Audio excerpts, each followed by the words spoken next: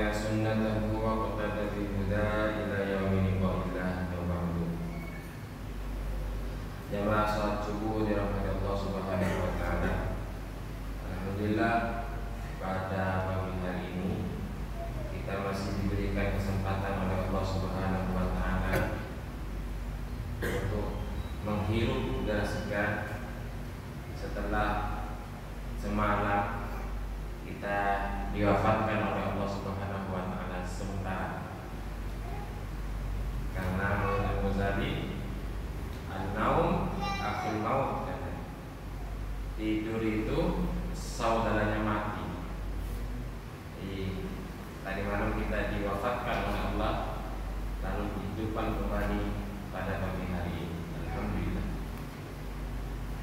Salat serta salam kita aturkan, kita hadiahkan kepada baginda Nabi Muhammad SAW, yang telah membawa ajaran Islam sampai kepada kita dan yang telah mengajarkan syariat-syariat kepada kita semua. Jamaah sedang salat subuh rahmati Allah Subhanahu wa taala. Alhamdulillah, ini pada hari tasyrik ya. Tasyrik itu ada 3 hari, 11, 12, 13. Peristiwa kurban itu tidak lepas dari kisah dua sosok manusia pilihan Allah Subhanahu wa taala, yaitu Nabi Ibrahim dan Nabi Ismail alaihi wassalam. Nabi Ibrahim sudah lama menantikan seorang putra sampai beliau nikah lagi supaya ada keturunannya, dan itu sunatullah, Pak. Sunatullah, Nabi itu dan Rasul pasti punya putra, dan mungkin tidak. Tapi itu ujian bagi Nabi Ibrahim alaihissalam. Setelah punya putra, diperintahkan oleh Allah untuk membawa putranya ke gurun Sahara yang tidak ada air, tidak ada pepohonan, tidak ada rumah, tidak ada apa-apa di sana. Setelah itu ditinggal. Peristiwa ini ada 3 sosok yang perlu kita contoh. Sosok pertama seorang ayah, seorang anak, dan seorang istri. Bagaimana menjadi seorang ayah yang menjadi contoh bagi keluarganya. Ketika yang datang itu perintah dari Allah, maka tidak ada tawar-menawar. Kalau kita sekarang tidak diperintahkan untuk membawa putra putri kita, istri kita ke gurun Sahara, tapi diperintahkan untuk ya ayyuhalladzina amanu qu anfusakum wa ahlikum naro, menjauhkan keluarga kita dari api neraka, sudahkah kita lakukan? Atau jangan-jangan bilang biasa saja, kasihan, istrinya nggak pakai jilbab keluar rumah, dibiarkan. Istrinya bergaul dengan yang bukan mahram, dibiarkan. Sudahkah kita melarang istri-istri kita untuk menjauhi segala larangan Allah dan mentaati segala perintah Allah? Begitu juga anak-anaknya, putra-putrinya. Karena seorang suami yang tidak punya kecemburuan kepada istrinya, itu tidak akan mencium bau surga. Membiarkan istrinya itu tadi membuka aurat kemana-mana. Bahkan seorang perempuan keluar rumah tanpa hijab suaminya masuk neraka. Hati-hati nih, ibu-ibu, hati-hati. Sekarang banyak istri-istri yang pamer aurat di mana? Di sosmed, Pak. Kita tidak disuruh lagi meninggalkan istri-istri kita di gua, Pak, di gunung pasir, di padang pasir, tidak. Cuma disuruh itu tadi menjalankan perintah Allah saja. Cukup di rumah. Kalau dulu Nabi Ibrahim alaihissalam disuruh membawa istrinya ke gurun Sahara, kita diperintahkan oleh Allah untuk menyuruh istri-istri kita jangan banyak keluar rumah, karena sebaik-baik tempat bagi seorang istri yaitu di rumah, mendidik putra putrinya, sebagaimana Siti Hajar mendidik Nabi Ismail alaihissalam. Sebagaimana sabda Nabi, al-ummu madrasatul ula. Seorang ibu adalah madrasah pertama bagi anak-anaknya. Sekarang kalau ibunya tiktokan, Pak, kira-kira anaknya apa, Pak? Nangis Siti, anaknya dikasih HP, Pak. Merengek dikit, katanya gen alfa. Gen alfa malah apa, Pak? Itu karena apa? Karena pendidikannya dari orang tuanya. Pendidikan dari, lihat bagaimana Nabi Ismail alaihissalam dididik oleh ibunya Siti Hajar alaihissalam. Ketika ditinggal oleh ayahnya, ketika Nabi Ibrahim meninggalkan beliau berdua di Gurun Sahara, apa pertanyaan Siti Hajar? Apa, Pak? Apakah ini perintah Allah? Iya, kata Nabi Ibrahim. Sudah, kata Nabi Siti Hajar, kalau memang ini perintah Allah, saya tidak akan ngeluh dan Allah tidak akan membiarkan kami berdua. Ajib, ini perlu keyakinan yang sangat luar biasa. Setelah itu, setelah beberapa tahun kembali lagi. Sebenarnya yang mendidik Nabi Ibrahim, Nabi Ismail itu Nabi Ibrahim atau Siti Hajar, Pak? Ketika bayi disuruh bawa ke Gurun Sahara, ditinggal, pulang balik lagi, Gurun Sahara itu sudah jadi kampung. Setelah itu Nabi Ibrahim tidak lama bermimpi ketemu menyembelih Nabi Ismail alaihissalam. 86 tahun menantikan putra. Setelah begitu punya putra, disuruh tinggal di Gurun Sahara. Setelah ketemu, disuruh sembelih. Itulah kenapa Nabi Ibrahim disebut Al-Khalil. Al-Khalil itu bahasa cinta yang paling tinggi, Pak. Khalilullah, kekasihnya Allah Subhanahu wa ta'ala. Setelah itu Nabi Ibrahim alaihissalam bermimpi di pada malam 8 Dzulhijjah. Nabi Ibrahim masih bimbang, soalnya berat, Pak. Coba sekarang gimana? Disuruh tadi malam sembelih anakmu, gimana, Pak? Kira-kira dilaksanakan apa, Pak?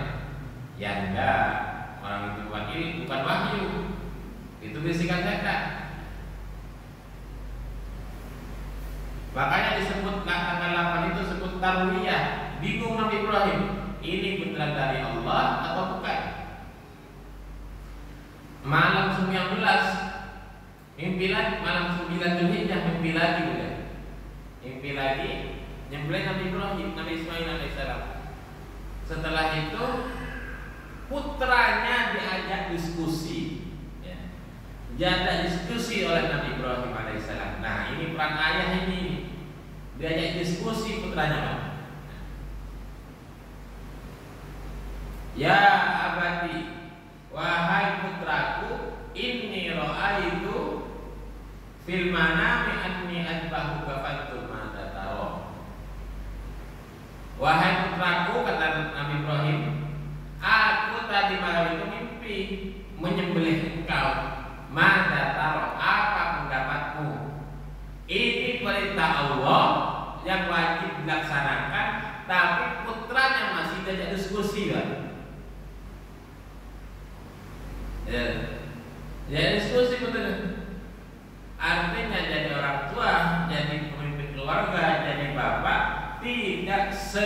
semena-mena semaunya sendiri. Tidak boleh. Wah, ini baik ini. Gimana leh? Masuk pondok ya leh? Gimana? Dikasih paham putranya. Itu. Dan Ismail alaihissalam sudah dididik oleh ibunya untuk senantiasa taat sama abahnya, taat sama abahnya, taat sama Allah Subhanahu Wa Taala. Jawaban Nabi Ibrahim Ismail gimana? Ya abatif ali ma tukma, wahai abahku, wahai papaku, wahai ayahku, if'al, kerjakan ma tukmar, apa yang telah diperintahkan kepadamu. Kalau sekarang nih putra-putra kita disuruh sholat saja,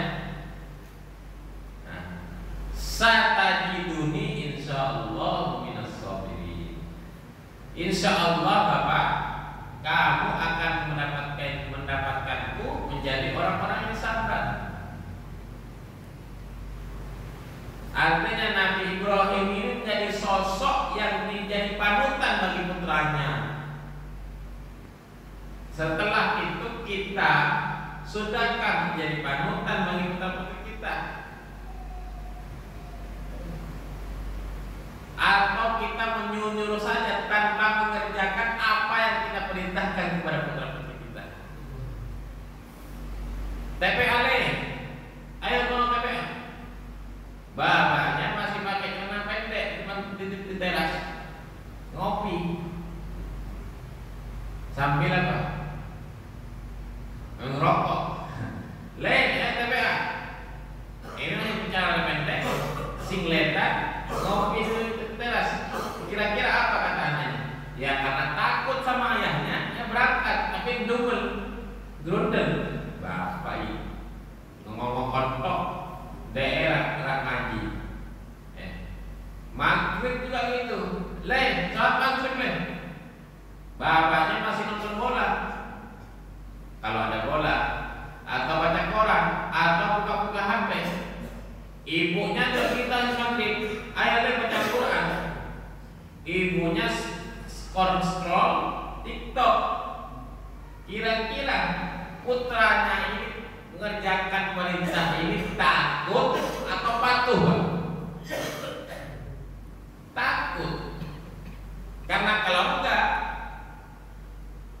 dijubit, dipukul. Subuh juga gitu. Subuh gitu. Sekarang ini kira-kira kalau anaknya dibangunin subuh dulu itu Pak, dulu orang-orang Arab sana itu ketika membelikan mainan buat anaknya itu gak dikasih, dibukanya itu jam 3 malam. Jadi bapaknya sholat, anaknya mainan. Kelas umur 3, 4, 5 tahun itu mainan di samping ayahnya sholat. Setelah itu ditaruh subuh, ditaruh ayahnya, diajak ke masjid ayah putranya ini. Sampai terus itu. Cuma mainan aja, nggak disuruh ngaji wala apa enggak. Itu pasti mainan aja di sampingnya. Supaya lihat ayahnya ini kalau jam 3 pagi sholat subuh, sholat tahajud. Setelah itu sholat subuh di masjid. Lihat aja. Makanya ketika Nabi Ishak alaihissalam mau meninggal, Yakub alaihissalam ketika mau meninggal, am kuntum syuhada id hadara Yaqub al-maut. Apakah kamu tidak menyaksikan ketika Nabi Yakub alaihissalam itu meninggal? Apa yang dikatakan Yakub? Apakah warisan? Bukan, Pak. Apa kita Nabi Yakub kepada putra putrinya? Apakah saham perusahaan? Bukan. Ataukah apa keduniaan yang lain? Bukan. Qala apa ta'buduna min ba'di? Apa yang kamu sembah setelah aku tiada, kata Nabi Yakub alaihissalam.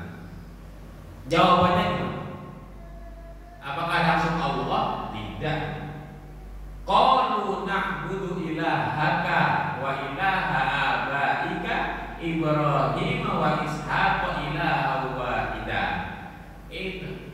Bapak, kamu jangan khawatir, kami putra putrinya ini akan menyembah apa yang kamu sembah serta kakek nenek moyang kita sembah, Ibrahim, Ishak, dan itu ada Tuhan yang satu. Kenapa kau nggak bilang Allah Subhanahu Wa Taala saja? Qalu na'budullah, kan bisa. Tapi kenapa? Karena Nabi Yakub berserta kakek-kakeknya itu menjadi teladan. Jangan sampai ketika mungkin naudzubillah min dzalik, ketika kita mau meninggal dunia, tanya sama putra putri kita, apa yang kamu sembah, apa yang kamu lakukan setelah aku meninggal? Saya akan meneruskan perusahaan bapak, saya akan menjadikan bapak lebih maju. Agamanya nggak dipikirkan. Kita sibuk meninggalkan harta warisan, tapi lupa bahwasanya bekal yang paling agung, yang paling bagus, baik, yang paling dibutuhkan oleh putra putri kita adalah ilmu agama. Ilmu agama. Nah, jangan sampai ketika kita meninggal nggak ada yang baca Fatihah, nggak ada yang melatih. Bahkan naudzubillah min dzalik lagi, anak-anak kita, putra putri kita takut melihat jenazah kita. Ada. Kan mungkin harapan kita semua, harapan jenengan semua itu meninggal yang imami sholat jenazah itu putra kita sendiri, bukan mutim, bukan ustaz, bukan. Yang paling afdol mengimami sholat jenazah itu yang putranya sendiri. Bacakan Yasin di sampingnya, bacakan takbir di samping jenazah orang tuanya. Itu kan keinginan kita. Kalau setiap hari disekolahkan, naudzubillah min dzalik, mengejar ini, mengejar itu tanpa dibekali agama, ya itu dia akhirnya banyak yang sesama saudara tengkar gara-gara warisan. Saudara sesama saudara enggak paman sama ponakan enggak nyapa, enggak bicara gara-gara warisan. Bahkan sama ibunya sendiri tengkar gara-gara warisan. Maka kita ayo, kita teladani Nabi Ibrahim alaihissalam dalam mendidik putra putri kita. Mendidikan yang paling baik adalah pendidikan agama. Tidak ada yang lain. Agama, ilmu agama nggak ada yang jadi rebutan. Jenengan punya kitab 7 lemari, banyak kitab agama, itu nggak ada yang rebutan. Nggak ada. Coba buat 7 lemari, rebutan mana? Rebutan. Orang tuanya terbujur, masih terbujur, anaknya sudah diskusi. Lemari 1 itu buat siapa? Ini saya punya, yang paling tua bilang ini anak saya banyak ini. Lemari 1, lemari 2 buat saya. Anak saya banyak kan. Kami yang perempuan 1 aja. 1 lemari. Itu dia. Itu ayahnya, orang tuanya masih terbujur, belum dikuburkan sudah ngurusi warisan. Kembali kita yang ibu-ibu nyentuh Siti Hajar dalam mendidik putranya gimana? Pokoknya syariat agama Allah yang nomor 1. Bahkan ketika kita diperintahkan oleh Nabi Muhammad SAW untuk menyuruh putra putri kita sholat, umur 10 tahun nggak mau sholat, dipukul, nggak mau sholat, harus dipaksa kalau sholat.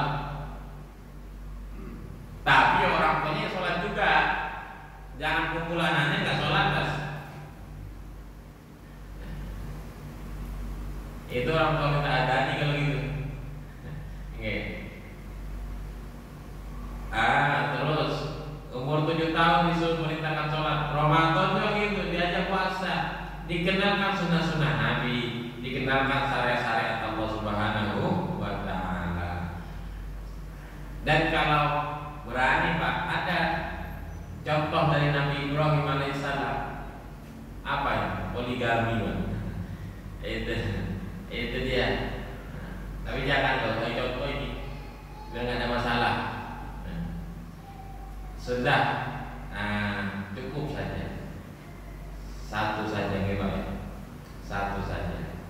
Bener, mulai sekarang ayo contoh Nabi Ibrahim. Nabi Ibrahim itu contoh Pak. Contoh keluarga sakinah mawaddah warahmah itu selain Nabi Muhammad dan Nabi Ibrahim ini. Ada Nabi Nuh alaihissalam, putranya nggak beriman sama Allah. Nabi Lut alaihissalam, istrinya kena azab. Nabi Yunus beliau meninggalkan dakwahnya karena ditolak. Siapa lagi? Nabi Muhammad semua keluarganya sempurna. Begitu juga Nabi Ibrahim alaihissalam. Qad kanat lakum uswatun hasanatun. Qad kana lakum fihi uswatun hasanatun liman kana yarjullaha wal yawmal akhir. Sungguh di dalam tubuh Nabi Ibrahim itu ada uswatun hasanah, contoh yang baik untuk kita teladani. Untuk itu, karena kita dalam masih suasana Idul Adha, mari kita pelan-pelan meladani Nabi Ibrahim alaihissalam. Mudah-mudahan putra putri kita, istri kita, atau orang tua kita yang sudah meninggal dirahmati oleh Allah Subhanahu wa taala, dan putra putri kita dijadikan putra-putri yang soleh dan solehah, paham ilmu agama, membahagiakan kita dunia akhirat. Amin Allahumma amin. Allahumma rabbana atina fid dunya hasanah wa fil akhirati hasanah wa qina adzabannar. Rabbi ij'alna muqimas shalah wa min dzurriyyatina rabbana taqabbal du'a. Rabbana inni askantu min dzurriyyati bi zar'in inda baitikal muharram. Rabbana yuqimus sholata faj'al afdatan minan nasi tahwi ilaihim warzuqhum minat thamarati la'allahum yashkurun. Rabbana la tu'akhidna in nasina aw akhtana. Rabbana wa la tahmil 'alaina isran kama hamaltahu 'alal ladzina min qablina. Rabbana wa la tuhammilna ma la taqata lana bihi wa'fu 'anna waghfir lana.